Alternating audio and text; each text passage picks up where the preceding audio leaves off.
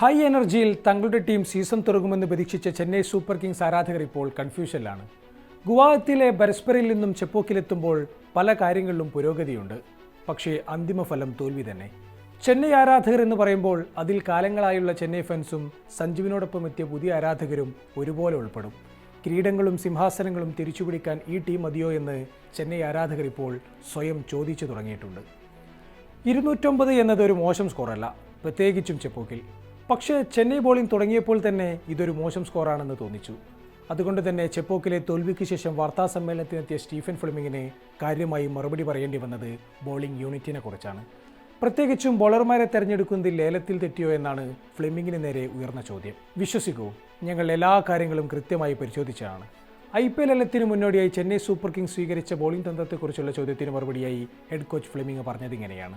പ്രത്യേകിച്ചും ലേലത്തിൽ ചെന്നൈ പരിഗണിക്കാതിരുന്ന ലുങ്കി എങ്കിഡിയെക്കുറിച്ച് മാധ്യമങ്ങൾ ഫ്ലെമിങ്ങിനോട് ചോദിച്ചിരുന്നു. പക്ഷേ തങ്ങൾ ലേലത്തിൽ എല്ലാ വശങ്ങളും പരിഗണിച്ചുവെന്നാണ് ഫ്ലെമിങ്ങിൻ്റെ മറുപടി. ചെപ്പോക്കിൽ ബാറ്റിംഗ് ഫോം വീണ്ടെടുത്തു എന്നത് ആശ്വാസം തന്നെയാണ്. പ്രത്യേകിച്ചും ആദ്യ മത്സരത്തിൽ നിന്നും അതിവേഗം തിരിച്ചുവരാൻ ചെന്നൈ ബാറ്റർമാർക്കായി. സഞ്ജു സാംസൺ വീണ്ടും ഒരിക്കൽ കൂടി അതിവേഗം തിരിച്ചു നടന്നിട്ടും പിന്നാലെ ക്രീസിലെത്തിയ ആയുഷ് മാത്രമേ ആ കുറവ് അറിയിച്ചതേയില്ല. പവർ പ്ലേ കൃത്യമായി ഉപയോഗപ്പെടുത്താൻ മാത്രമേക്കായി.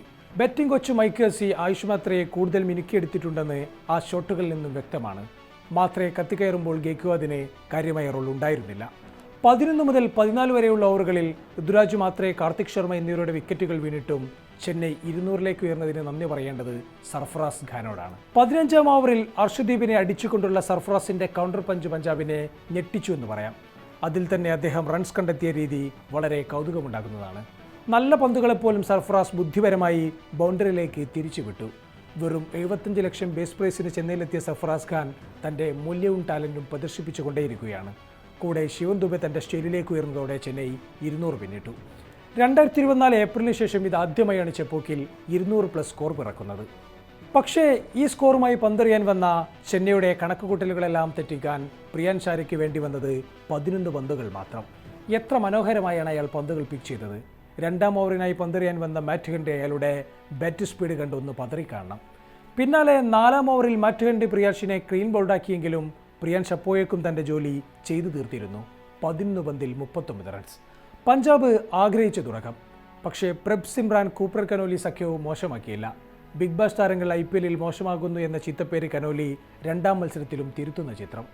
എങ്കിലും എവിടെയോ ചെന്നൈക്ക് മത്സരത്തിലേക്ക് തിരിച്ചുവരാമെന്ന പ്രതീക്ഷകളുണ്ടായിരുന്നു. കൂപ്പർ കനോലിയുടെ വിക്കറ്റോടെ ഒരു മൊമെന്റം അവർക്ക് അനുകൂലമായി രൂപപ്പെട്ടു. ആ പ്രതീക്ഷയിലാണ് ഋതുരാജ് ഗെയ്ക്വാദ് രാഹുൽ ചഹറിനെ പന്തേൽപ്പിച്ചത്. പക്ഷേ ശ്രേയസ് അയ്യർ ഒന്ന് ഗിയർ മാറ്റാൻ അവസരം കാത്തു നിൽക്കുകയായിരുന്നു. ചെപ്പോക്കിലേക്ക് ഊർത്തിറക്കിയ 2 സിക്സറിലൂടെ ശ്രേയസ് കളി പഞ്ചാബിന് അനുകൂലമാക്കി മാറ്റി. 13ാം ഓവർ വരെ തങ്ങൾ മത്സരത്തിലുണ്ടായിരുന്നുവെന്നാണ് മത്സരശേഷം ഋതുരാജും പറഞ്ഞത്. പിന്നീട് മൈതാനത്ത് നടന്നത് അക്ഷരാർത്ഥത്തിൽ ശ്രേയസ് ഷോ ആയിരുന്നു. അനായാസം അതിവേഗം ശ്രേയസ് തൻ്റെ ഫുൾ ഫ്ലോയിലെത്തി.